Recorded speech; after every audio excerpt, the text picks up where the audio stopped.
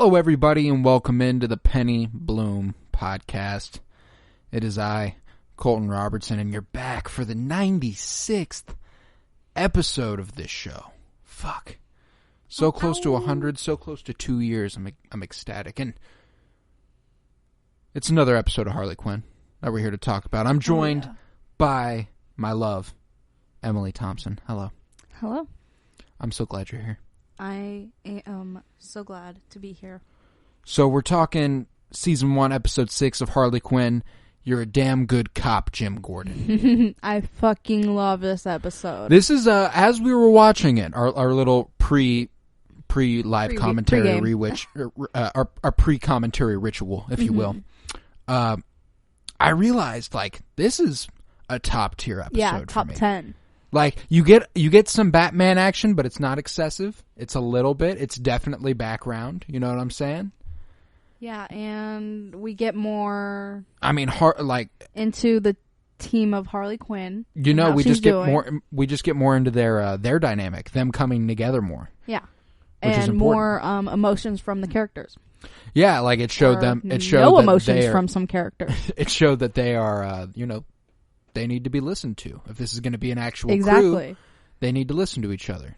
Yeah, they're starting to realize something. Yeah, they're trying to. But if you listened last week to episode 5, you know that me and Emily have made a deal where I'll be watching for every episode of Glee we watch. We'll be watching an episode of Game of Thrones. Emily showing me Glee, me showing her Game of Thrones. So now we are, I believe, 5 episodes deep into Glee. Yes. 4.5 deep into Game of Thrones. I thought it was 5.5. We are on 4.5. We're on 5. On episode 5. Continue. Yeah. Sorry. No, you're all good. You're all good. But I want to know, since last time we heard from you, we'd only watched the first episode of each. So how do you feel about Game of Thrones right now? Much better. I have horrible ADHD. I try to stray away from TV shows that are 40 minutes long, but I got through Grey's Anatomy, so I'm taking on Game of Thrones. Yeah. And it is really hard sometimes in the beginning to get through all the information. Well, and that's what's cool too, though, is that luckily you're watching it with someone who has seen it. Yeah, it feels like words are just being thrown at me sometimes, and I'm like, okay, can you explain all of that? Yeah, and I remember, like, at some point we had to go through the intro, and I had to walk you through the map and tell you where everything was happening and stuff. I didn't realize they were on different continents. Yeah, like it's a very big world spanning story. And however, I was confused how it was hot somewhere and cold somewhere else, and I was like, yeah, it's because it's literally across the entire world. Yeah, it's a big universe, and they don't shy away from that early on.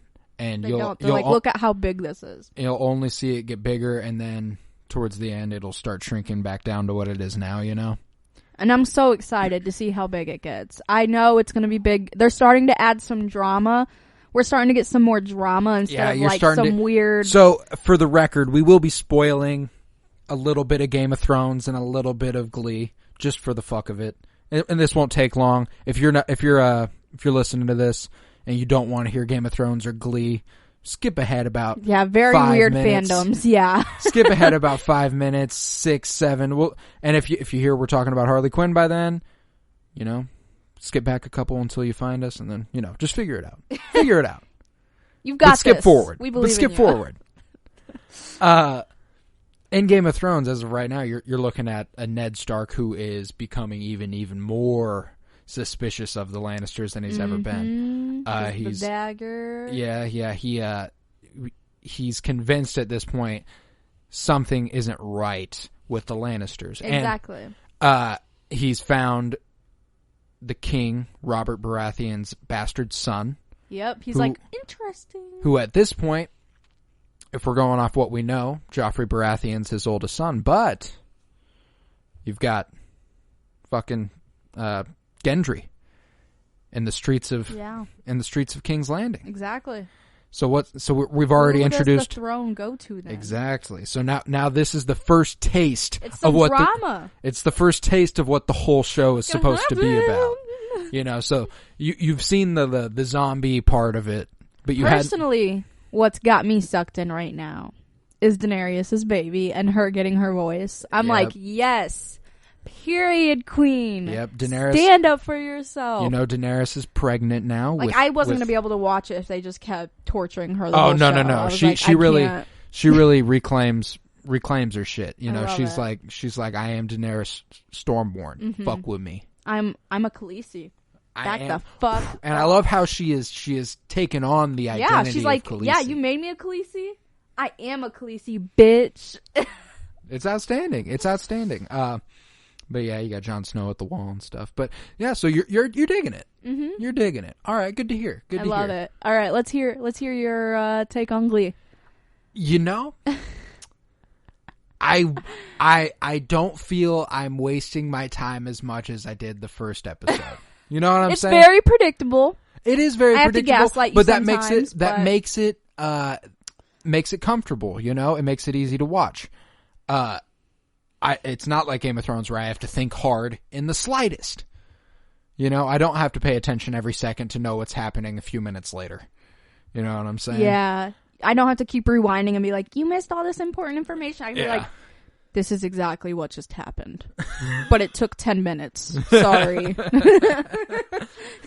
But yeah, you know, we got Will's wife is continuing her fake pregnancy, which this has dragged on. Crazy ass lady. This has dragged on more episodes than I anticipated. And Colton, he guessed, he was like, so Terry ends up stealing Quinn's baby. I had to gaslight him into thinking he was completely fucking wrong. I was like, why would you even connect that? And he was like, I don't know. And then he comes back in, presses play, and I'm like, by the way, you were completely correct. I'm so sorry. I felt so bad, but I had to. No, what sucked is I stood at the door and argued with you for 5 minutes about how I was like, that's really not that bad of an idea. I'm sorry. No, it's really okay. It's really made it okay. better, though. It did make it better. It makes Glee more fun. But... if we both felt like shit, but yeah. If I knew that was the dynamic, I'd have been more on board. Yeah, I was very playful with it, and you were very like stressed out. You were like, "What?" And I was like, "Idiot." I take predicting my shows seriously. You're cute. Oh my gosh, we have to get to this Harley episode. Yep, only 10 minutes. We were right. Okay, cool. We were right. So nice. We'll roll the tape and we'll get going. Let's do it. Okay.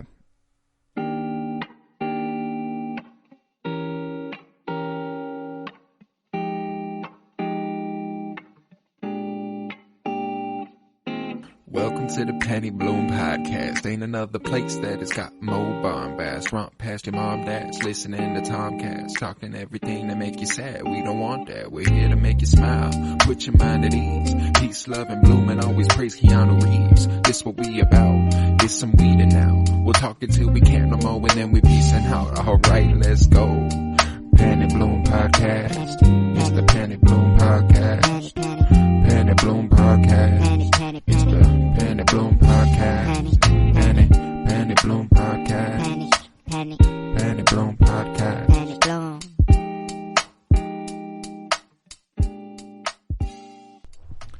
So if you've been here before, you know how this works. We're going to do a live commentary of this episode of Harley Quinn, season 1, episode 6.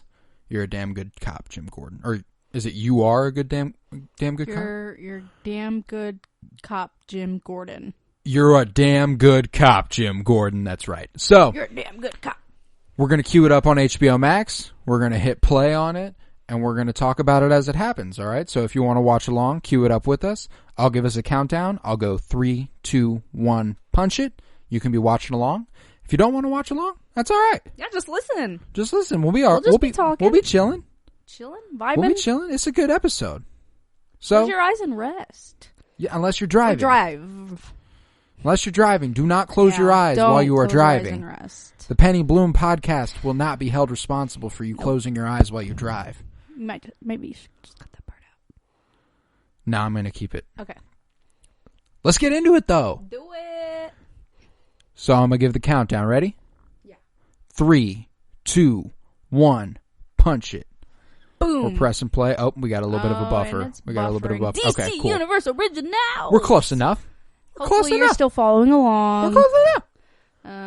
We got Batman throwing his thing. We got Superman shit, Wonder Woman, Fish, Laser Flash, Green Lantern, DC people.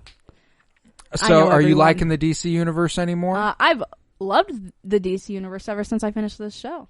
I will defend it with my life now. Yo, and the lighting they've got going up in the abandoned mall? It's the vibe of our room right now. We got our yellow light lovely. on. The yellow is like, yeah, we were vibing soothing. Hardcore the first time we watched this. Well, we got Harley busting back in the room with the body of a mummy. Oh yeah, just it's straight King up. Tut. Straight up has King Tut's body. King Tut. Yeah, bad bitch vibes only here. Yeah. This feels from now on fucked up in a number of ways.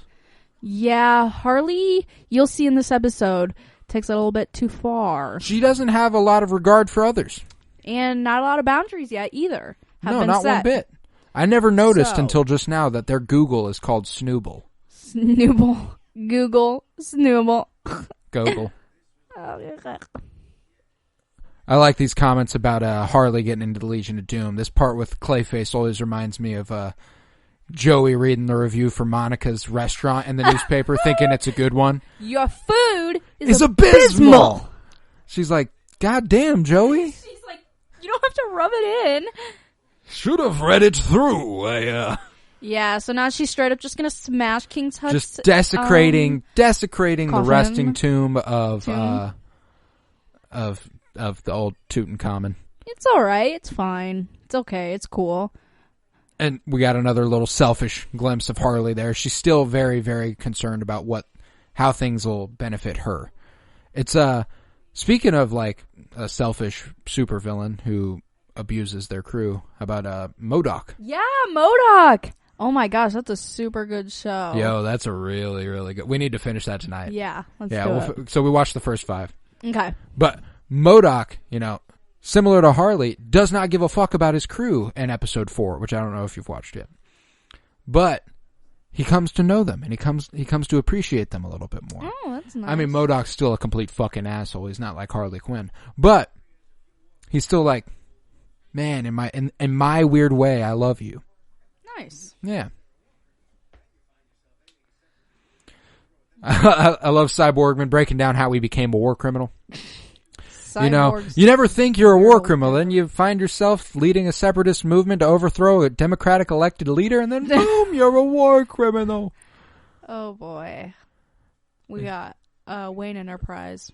Harley Quinn's bright idea to rob Bruce Wayne. Obviously, she's not aware that the man she's about to rob is actually Batman. Yep, Joker's enemy. So that's super cool. That's super cool. What's funny too is that like just the irony of her having a random idea to rob Bruce Wayne. Just a random millionaire. Yeah, and it just actually you're robbing the worst millionaire to rob. Rip Bruce Wayne. He's got a lot to deal with, I guess. He really does. I mean, he leaves Lucius Fox in charge of a lot of the operations at Wayne Enterprises at this point, probably. Yeah. Oh, I love Clayface in this. Clayface taking the role of the cuckold. Clayface is like my favorite character in a lot of episodes. I can burden you with my with my tale of woe. Oh yeah, we got King Shark up in here just biting people's heads. And that just like, it's just every time I see King Shark do something like that, it reminds me that we're about to get a new Suicide Squad movie, live action with King Shark. I saw that. Oh, did you see James Gunn said he directed his favorite scene he's ever directed, and it was a 4-minute action sequence for Harley Quinn? Oh my god. And he directed both the Guardians of the Galaxy movies, so that says a lot. Oh my god. No, I just saw there was a trailer and I didn't want to watch it without you, so I haven't watched it yet. That's sweet. We'll watch it together. Thank you. No problem. You know, they're here to steal that invisible motorcycle. Harley and Psycho. A little bit of a psycho duo. A little bit of a psycho duo. I like that Harley Quinn's, she's got the gymnastics on her. This is what she is like. This is her original story. Yeah, sometimes I forget that she's like... She's a gymnast. A gymnast. Yeah. That is her origin, you know? Originally. Like Joker could never. Even more restricted area. Harley's just like, Audible, we're going for the bigger, badder thing. I have no idea what's behind this wall, but it's got to be bigger and badder because of the more restricted area. Yeah, and she's just leaving her team behind. She's just expecting them to just be okay with her calling an audible. Yeah.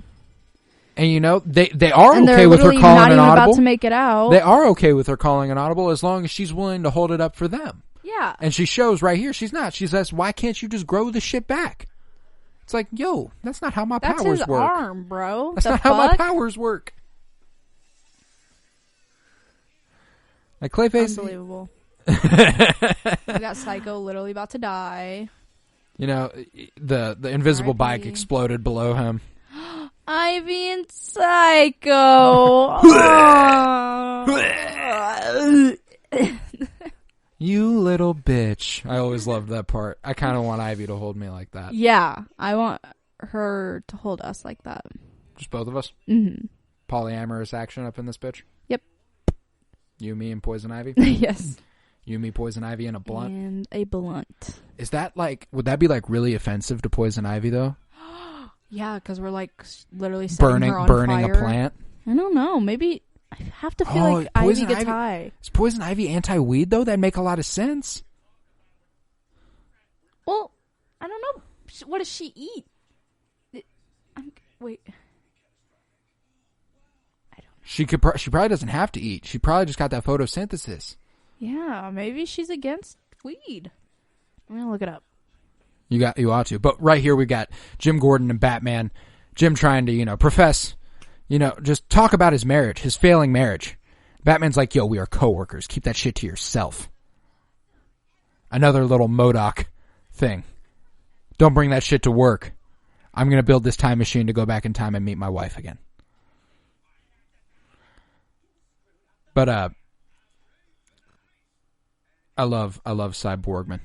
He's ready for the heist, Yeah, he's always ready. He's down to ride, But just a little too late. They already tried. They are back from the heist. He's trying to do the Italian chef kiss, and it's just it's a little too much for his body, and then wow. Shit. I missed the heist. He's just ever since you pointed out that he's like Pierce from Community, I can't unsee it. Yeah, he's a little bit of a loser. a little bit, just an old guy. Yeah. Doesn't know what's going on. Not entirely. I love that Harley stole this and she still has no idea what it does. It was just highly restricted. It was highly restricted, and she's gonna bank on that because why the fuck not? It's gotta yield great results. Harley and Ivy look so pretty in this episode. I think they changed Harley looks really different and Ivy looks a completely different color. Yeah. Oh, and we get the introduction of the cowled critic who reviews superheroes. And another little reference to a show we're watching as it's on. Mythic Quest gives off the Pooty Shoe vibe. Pooty Shoe. Pooty Shoe. If you're not watching Mythic Quest, well, you're probably not either. Apple TV Plus is not a huge streaming service. I strongly recommend it, though. Mythic Quest is a good show. It is. It can be frustrating to watch, though. It can be frustrating to watch, and I actually have another point in this episode that I'd like to reference it. That I thought about during I will. Oh. When it comes up. Oh. Anyways, the Pooty Shoe guy basically just spread a bunch of shit on Harley and her team. Yeah. But well-deserved, kind of. Not the Psycho and Ivy being in a relationship. She left her boy behind. She left her boy behind. And we see and he's just a kid. The cute little hybrid of Elmo and SpongeBob that looks like shit. It's like what did I say earlier? SpongeBob going through puberty. Having voice cracks and stuff. But Jim's in need of a friend. Yeah, he needs someone to talk to fill his ego again. I mean, we all need somebody to lean on once in a while. To lean on. If you just call, sure, it won't be long. It won't be long till I'm gonna need. Sorry. The person listening to this like, God, how long is he gonna go on? Is he gonna keep singing? Literally watching TV right now, bro.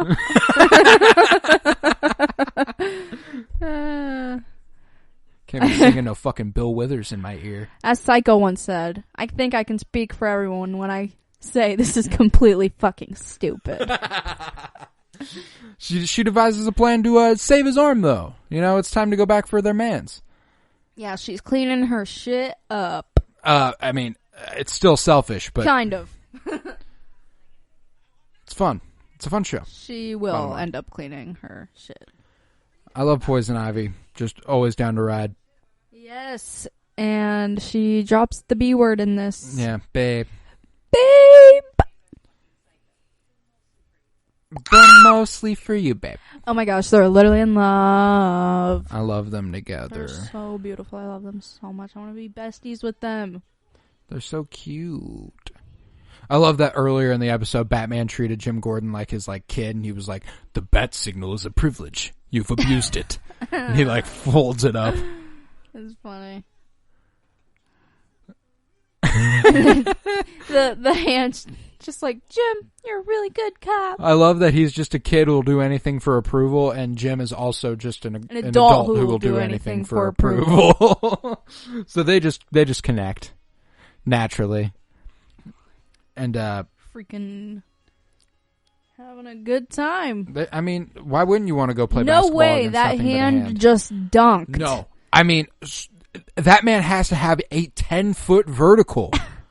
A 10-foot vertical. That's not right. That can't be possible. If that's and then them riding off into the sunset together. This actually reminds me of a shot from Attack of the Clones. It actually made me cry the first time we watched this. You were like, oh yeah.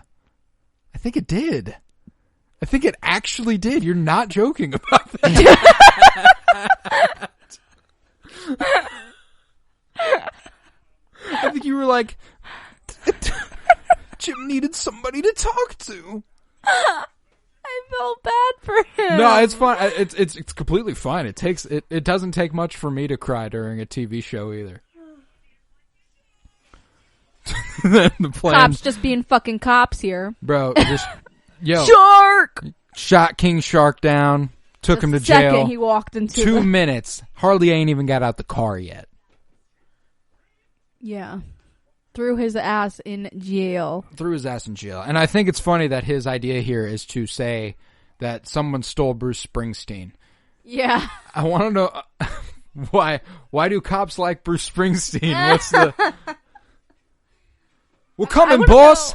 I want to know what the joke was there. What's up with Bruce Springsteen? I don't know. I'll have to look into it. Maybe there's some sort of fandom for Bruce Springsteen amongst the boys in blue.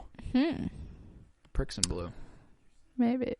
What I love about this little hand, too, is that it knows everything that Clayface knows. It does. So Jim is straight up gaslighting this little kid. Well, he's certainly gaslighting him, but he's also... he does need him, in a way. For now. You know, until Batman's back in the picture. Yeah, you're right. He'll end up realizing. I love Harley. And then we see Jim Gordon also go all just cop. Full cop. Just full on cop. I'm gonna fuck you to death with bullets. They make fun of cops in this show and I love it. Well, what's even funnier is later in the episode when fucking Psycho comes and kind of takes the guns from the cops, you know, with his mind powers. He even shoots at their feet. He doesn't shoot at the cops. Yeah. It's like even Psycho has brain powers. Even supervillains aren't doing that. Yeah, that's funny. Oh, I love this part. We run into Giganta, and how would this have worked sexually? Not well, as Poison Ivy asks. Not great.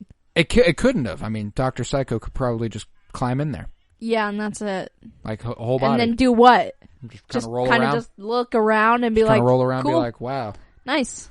There's no light in here. Cool. Like, what is he supposed to do? Start doing strokes, like with his arms? And we got Brad over here who just eats pussy. He can eat pussy too. Oh, fucking hell! Poison Ivy's like, that guy's gonna eat my pussy. That man will eat me out. Mm-hmm. Oh my gosh. Gordon's still going crazy over this fucking hand. There's actually, he says, weak men, only weak men eat pussy. Dr. Psycho did. Oh my gosh. There was a whole storyline in The Sopranos, like biggest television drama of all time from back in the 90s, early 2000s, and there's a storyline where like none of them would eat pussy. That is not becoming of a man. Yeah, no, not really. Like, what? Okay, brag about it? Okay. Pussy. So, okay. Anyways. I love that Harley's just like, fuck it, we'll see. We'll see what this thing does.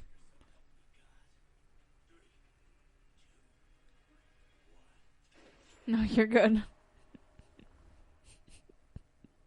And teleport. Teleportation to. And I love where are we the way they animate the Batcave here. The Batcave. It's just pretty, like the green, purple, blue thing that they've got going on. It's really visually satisfying, and then we get a face full of Harley's ass. Yeah, I was gonna mention that also as well. Yeah, just butt. Whole lot of butt. She's like, I always wondered what the Batcave would look like. This must be where you fuck all the bats.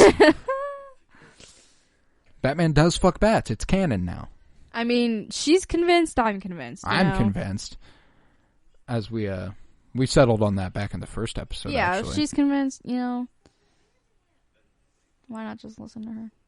And then his screensaver's just him and he says that they're not friends. They're just coworkers, and his screensaver at home is just a bunch of pictures of him and Gordon. He's just like, that's my bestie. That's us. He's just not good at emotion. Not good at emotion. Not good at emotion. She's like, we both look good in spandex. We're the same. And he's like, this is literally not spandex. I love that Harley was like, you know what? We're not so different after all. And Batman's like, yo, what the fuck? I'm literally so offended by that. Yeah, he didn't like that one bit. But then she's like, no, we're the same. She gets through to him. And for a moment here, I was like, is he just gonna like forget about the fact that she like broke into Wayne Enterprises and is like gonna let her go? Yeah. And then we find out later that that's just not the case. Nope. He's a cop. Yeah, he's a fucking cop. Through and through. Fucking loser. Oh, have we discussed that the Pootie Shoe guy is his son? Just like Ian is Pootie Shoe's dad. Yeah. There's a lot of parallels here that I'm digging. This is also a little parallel to the Cobblepot storyline, Penguin and his son. Remember at the bar mitzvah? Yep. When he's like, I force my dream of villainy unto you. You know what I'm saying? Like, you got this dynamic here, and then also there you got Ian's toxic masculinity, which Dr. Psycho is just drenched in. Just absolutely. Just a beautiful story every time. It is. It's wonderful. And then the internet personality son, they somehow make amends. Yeah, except Psycho's like, I'm so proud of you for being evil. He's like, I can't imagine what would have happened if you were just like a baby bitch good boy. So he's like, I hate you, son. I hate you so much, Dad. I hate you so much. It's funny as fuck. I couldn't be more proud of you, my terrible son. I love Ivy's reaction in the door. She's like, this is so fucked up, but weirdly moving. And then she's gonna go get her pussy ate. Yep, I gotta call Brad. Psycho went up. She's like, I've had a good cry. Now I need to nut.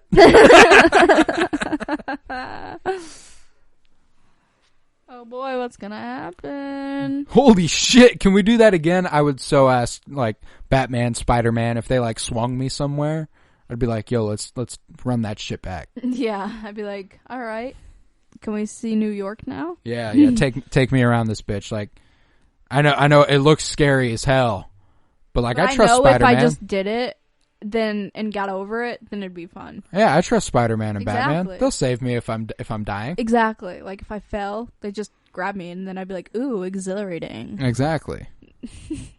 Would never go bungee jumping, though. Nah, that's not, like, What if my leg broke off? I don't trust the dude named Kyle who hooked up my harness, bro.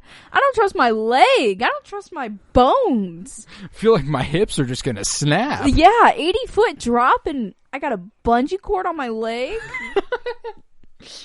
I do love that Clayface, unceremoniously was just like, absorb my hand back. Well, he's just having a whole arc with Jim. Yeah, and then Batman's literally like, all right, time to send you to Arkham, and Harley's like, nope, here, bye, go back bitch. to your Batcave. And here's Dr. Psycho not even shooting the cops, which they would not have. Feet. They wouldn't have given him that courtesy. They would have killed everyone there, and except for Jim. Jim can't shoot the hand now. Nope. He can't shoot Clayface because of the hand. That's a deep connection for a cop to not be able to shoot someone. Yeah, must take a lot of self-control, Or common sense. Yeah. But I like the retraction from the cowed critic here. Mm-hmm. He's like, I'm sorry, Poison Ivy and Dr. Psycho are not dating. That was rude. It really does suck, though, that she keeps leaving people behind. And they're like, who the fuck do... Oh, shit. You got King Shark. Still rotting in prison. Yep. And that's mad irresponsible of Harley, frankly. Yeah, but... How you just gonna forget about one of your guys? Yeah. I don't think he really minds, though. I don't think so I think either. he's been to prison a couple times, but she does need to learn. Well, he's he got a chance to see the failings of our prison industrial complex firsthand. Yeah, which still happening, by the way. Oh, absolutely. And naturally, he runs this bitch. Yeah, for sure. I mean, obviously. Like, who wants nasty toilet wine, right? Exactly. And obviously no one's going to be like, fuck you, because he's King Shark. He's King Shark. He's a giant shark. All right. Prison industrial complex is evil and it's connected to everything. I got fresh fish here. A new person in the prison. And he's like... What the fuck did I say? I'm about saying that word. I will kill each and every one of you. My bare hands if I have to. I love King Shark, dude. And I say it every week, but Ron Funches is just gold. Oh my gosh. The entire time I was like, who is he? What's the voice actor? And you're like, Ron. Ron Funches, man. That's the guy. I was like, he's so I love funny. Him. But yeah, it's just that was another great, just fucking top tier episode of the show for me. And like, there were parts where like we didn't talk, and it's because I got lost in this episode itself. Exactly. I kept remembering how funny it was. Yeah, I kept having to like actually watch it because I'm like, how am I supposed to talk through this? Yeah, exactly. I wanted to see what happened. Fantastic show again. And next week we got season 1, episode 7. Got that's called The Line. The Line. Where Harley she breaks the Queen of Fables. Out of prison. But yeah, that one's a crazy one. Yeah, Harley goes pretty rogue in this. Yeah, I'd say the Queen of Fables goes pretty rogue. Pretty sure she murders an entire family. Yeah.